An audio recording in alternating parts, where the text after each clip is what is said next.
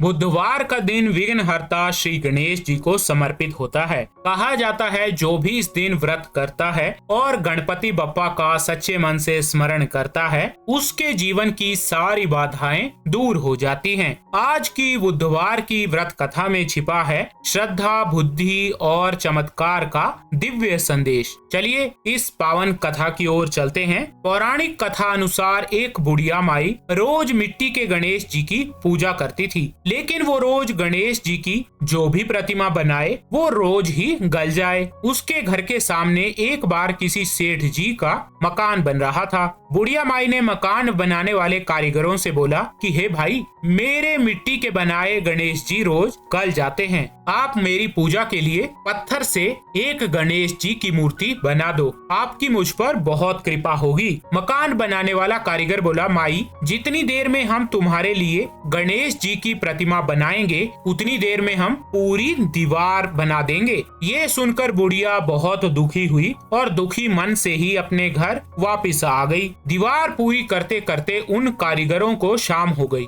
लेकिन दीवार पूरी ना हो सकी। कारीगर जितनी बार दीवार बनाए उतनी बार वो टेढ़ी हो जाए। शाम को सेठ जी आए तो उन्होंने कहा, आज कुछ काम नहीं किया। तब मकान बनाने वाला एक कारीगर सेठ जी के पास गया और उसने बुढ़िया की सारी बात बताई। तब सेठ बुढ़िया माई के घर गया और उनसे कहा कि माई, तुम हमारी दीवार सीधी कर दो, हम तुम्हें एक सोने से बनी हुई गणेश जी की मूर्ति बनवा कर देंगे। भगवान गणेश ने ये सुनते ही सेठ की दीवार सीधी कर दी। सेठ ने बुढ़िया के लिए सोने से बनी हुई गणेश जी की मूर्ति बनवाकर बुढ़िया को दे दी। हे विघ्नहर्ता श्री गणेश, जैसे आपने सेठ की दीवार सीधी करी वैसे ही हमारे भी सभी कार्य सीधे करना। बुधवार के दिन के लिए एक कथा और प्रसिद्ध है, चलिए उस कथा की ओर बढ़ते हैं। ये कथा भी काफी सुंदर है। एक समय की बात है, एक नगर में मधुसूदन नाम का एक व्यक्ति रहता था। उसका विवाह पास के ही नगर बलरामपुर की रहने वाली संगीता से संपन्न हुआ। वो दिखने में बहुत सुंदर और सुशील थी। एक दिन मधुसूदन अपनी पत्नी को लाने के लिए ससुराल पहुंचा। वो उसी दिन अपनी पत्नी को विदा करने की जिद पर अड़ा रहा,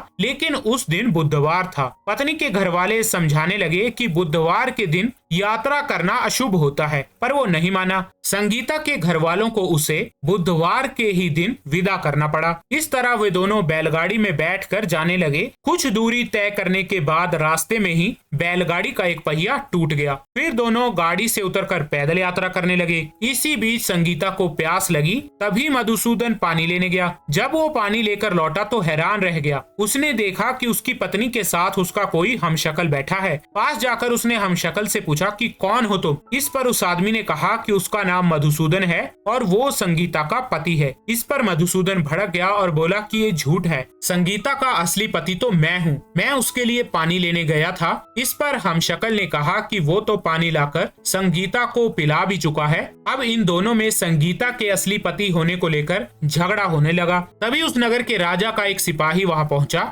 उन्होंने संगीता से उसके असली पति के बारे में सवाल किया तो संगीता खुद दुविधा में थी कि उसका पति कौन है। इस पर संगीता ने कोई जवाब नहीं दिया। फिर सिपाही ने उनको राजा के दरबार में पेश किया। घबराया हुआ मधुसूदन इसके बाद बुद्धदेव को याद कर उनसे क्षमा मांगने लगा। इसके बाद वहाँ आकाशवाणी हुई कि हे मधुसूदन, तुमने संगीता के घर वालों की बात नहीं मानी और बुधवार को यात्रा की। तुम्हारे इस अड़ियल बर्ताव से भगवान बुद्धदेव तुमसे काफी नाराज हैं। उन्होंने ही ऐसी दुविधा पैदा की है। तब मधुसूदन ने दया भरी आवाज से कहा कि हे महाराज, मुझसे बड़ी गलती हो गई है। क्षमा मांगने पर बुद्धदेव का क्रोध शांत हो गया। भगवान ने फिर मधुसूदन को क्षमा कर दिया। राजा के दरबार में मौजूद उसका हमशक्ल उसी समय गायब हो गया। बुद्धदेव की कृपा से राजा ने फिर मधुसूदन और संगीता को विदा कर दिया। जैसे ही वो लोग राजमहल से आगे बढ़े तो रास्ते में बैलगाड़ी भी सही सलामत मिल गई। दोनों एक साथ खुशी खुशी